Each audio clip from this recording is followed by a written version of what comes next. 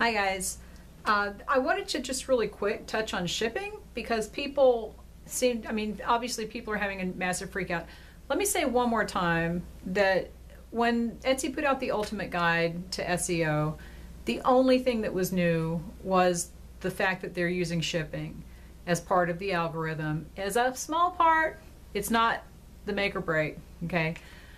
If you do any search for any keyword, just look on the first pages. It's not full of things with free shipping.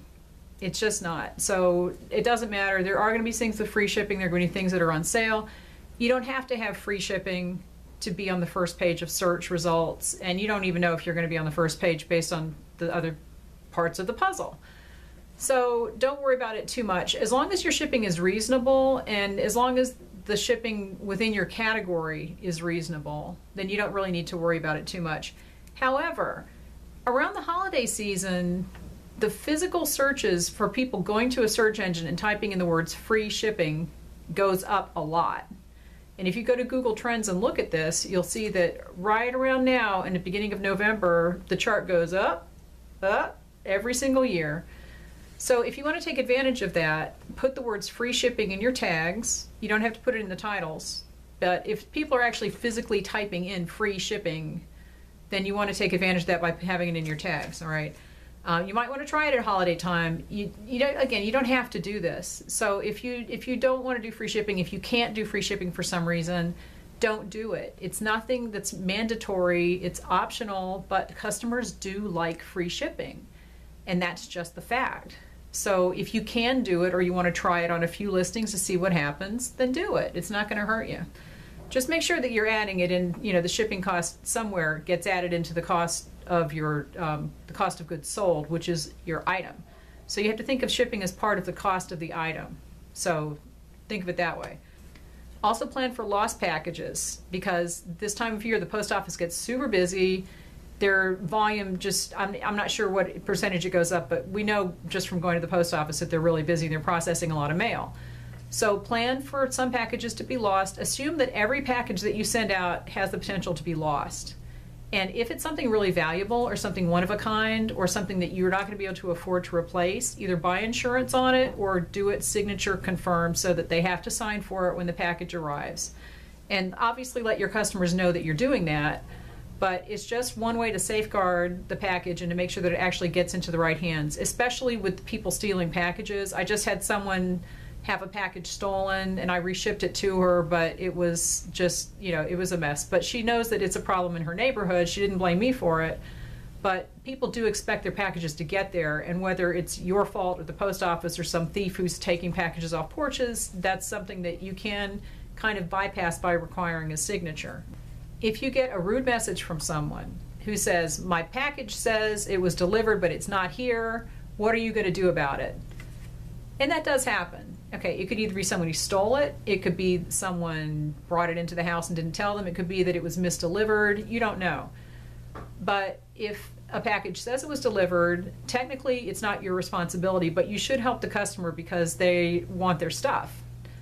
And first thing to do is tell them, check with anybody who lives with you to see if they brought it in and didn't tell you. Then you check with the postage, like the postal handler, whoever delivered the mail that day, and describe the box. Tell them this is the type of box it was sent in, this is the size, and this is what you should be looking for. If there's any special branding on it or anything. And they have GPS tracking on the scanners now, so when they scan something, they can tell where the package was delivered. So they should check with the postal delivery. If that doesn't work, they should file a stolen package report with the post office and the police. And yes, I'm serious about that because, like I said, especially this time of year when people are stealing things, the police need to kind of keep track of patterns. So if they're getting a lot of reports from a certain neighborhood, then they know that something's going on there and they might kind of keep an eye out for it. So once the customer does that stuff and they still don't have the package, then you need to decide whether you can offer them a discount on a new shipment. If it's something inexpensive, go ahead and send them a new one. That's just good customer service. Totally up to you how you handle that, but don't just say, well, it's not my problem anymore because it says it was delivered. Sorry, too bad for you. Because that's really not going to leave a good taste in people's mouths. So be helpful, try to help them out, think how would you want that handled if it was me? Just be as helpful as you can be under the circumstances, but sometimes there's not a good way to handle it. And I've had just recently a couple people either the packages weren't scanned along the way, it didn't look like they were going to be delivered, or one person said there's a problem in her neighborhood and the mailman leaves things out and then people steal them. So I just shipped them new stuff. It wasn't that expensive for me, and it's not worth my time to argue with someone, basically. And you do have to think about how much is this worth to me? How much of my time and aggravation is this going to take, and how much is my time worth? Because if someone, like for example, if somebody was saying, oh, you know, this customer said that they got this thing, or I sent the package and it didn't get there, and they want me to send them another one, but I don't want to because it says it was delivered, and I think they're trying to rip me off, and it eventually came out that it was something like a $3 item. Is it worth your time to argue with someone about a $3 item, or should you just send them another one, wash your hands of it, and move on? So every situation is different, but don't go into these things thinking this person's trying to rip me off. Just be helpful, you know. And you have to plan on this stuff happening because it's going to happen at some point.